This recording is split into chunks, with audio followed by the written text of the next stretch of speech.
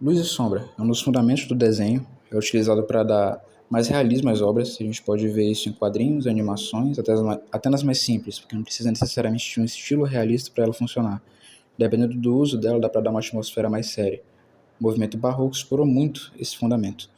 Oi, eu sou o Igor e esse vídeo é destinado para iniciantes de desenho que encontraram alguma dificuldade nesse assunto. A primeira coisa que a gente tem que entender é que a luz ela é uma coisa que anda. Ela é que nem gota de chuva. Sabe quando tem um carro estacionado e aí cai uma chuva bem fraca e molha todo o chão ao redor desse carro e embaixo dele fica seco? É a mesma coisa, a mesma ideia. Essa parte que o carro deixa marca quando ele sai é o que seria a sombra dele, e a parte que está molhado, que estava sem a proteção desse carro, é a parte que ficaria iluminado.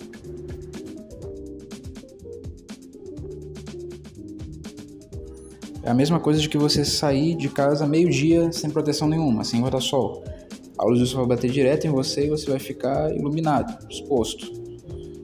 Agora, se a gente mudar um pouco isso, e se você abrir um guarda-sol sobre você, a luz do sol vai bater primeiro no guarda-sol e não em você.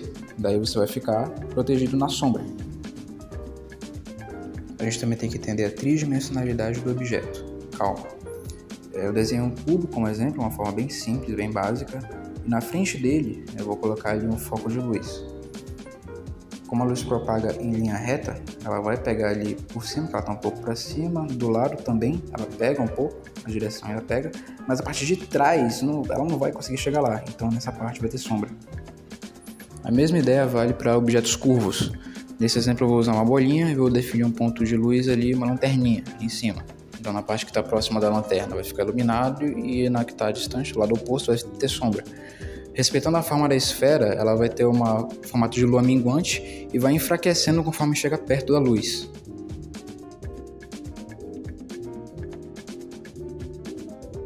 A gente também tem que lembrar que os objetos tanto têm partes com sombra, onde a luz não chega, quanto eles também projetam sombras em outras coisas, ou neles mesmos.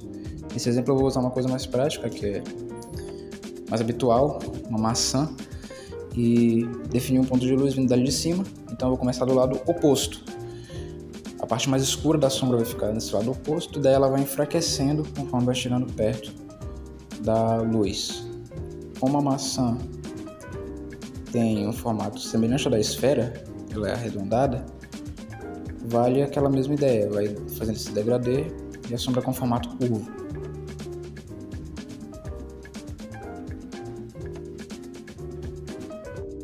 O talo da maçã também tem sombra e ele também projeta a sombra sobre a própria maçã. E a maçã projeta a sombra sobre a mesa, o chão, onde quer que ela esteja. Ela vai projetar essa sombra, a sombra dela. No caso eu fiz uma mesa para ela não ficar voando no espaço, para a gente ter um exemplo visual melhor. Ser humano também projeta sombra. Nesse exemplo eu vou usar esses dois bonequinhos aí. Um deles é como se estivesse sentado numa estrutura de madeira, tipo beira de rio. Eu vou considerar que a luz está vindo do sol, está vindo de cima. Se ela está vindo de cima, as sombras vão ficar sempre do lado de baixo. Começando ali pelo braço dele, a parte que está mais para baixo, perto do calção. Por dentro da mão dele, está ali encostado no rosto, a luz não chega lá. Nossos membros eles são cilindros, então toda vez vai acabar começando ali pela parte de baixo. Se a luz está em cima, vai começar pela parte de baixo, a sombra, e ela vai dando esse degradê conforme vai chegando perto. A mesma coisa que está acontecendo ali na bermuda dele. A parte de dentro é protegida da luz, então vai ficar sombreado pra caramba. A bermuda projeta a sombra nas pernas dele. Nessa parte de baixo, vamos considerar que a perna dele está flexionada, não tá reta em 90 graus, ela está meio colhidinha, nada para trás, então significa que o joelho está protegendo as canelas do sol, então elas podem não pegar tanto. Essa parte de dentro da camisa também está protegida do sol, tá para dentro, né? Tá protegendo essa parte do peito dele com as costas, com a cabeça dele. O rosto dele vai ser sombreado porque ele está inclinado para frente. A luz está vindo lá de cima, então o rosto dele está protegido da luz. O cabelo dele, essa parte fica clara no cabelo, seria de onde está vindo a luz, vai ficar mais claro. No caso, no outro bonequinho eu defini a sombra, a luz, melhor dizendo, vindo ali da direção do rosto dele. Então a primeira coisa que eu vou sombrear é o pescoço. O rosto dele projeta a sombra no pescoço, no cabelo. E vai naquela mesma regra, é a mesma ideia. Se a luz está vindo da direção do rosto dele, tudo que está oposto para esse lado vai recebendo sombra. Quanto mais afastado está da luz, mais sombra tem. No caso, estou começando pelas partes mais que vão ficar com uma sombra mais intensa, então mais protegidas dela. O braço dele projeta a sombra ali na camisa. O corpo dele protege a mochila da luz, então tem que sombrear. A alça também projeta sombras, mesmo que finas, mas projeta. Dobra da camisa. Mais uma vez, nossos membros, eles são cilindros, então essa parte que fica mais para trás, ela vai ficar bem sombreada e depois vai dando degradê, conforme vai se aproximando da luz, mais claro fica. Tem intensidade da luz também, a parte que está mais para baixo aí da calça, quanto mais para baixo, mais distante da luz, então mais sombra vai ter. Mesmo vale pro braço dele, um degradê, quanto mais para trás no braço dele, mais sombra vai ter, e aí essa sombra vai sumindo conforme chega próximo da luz.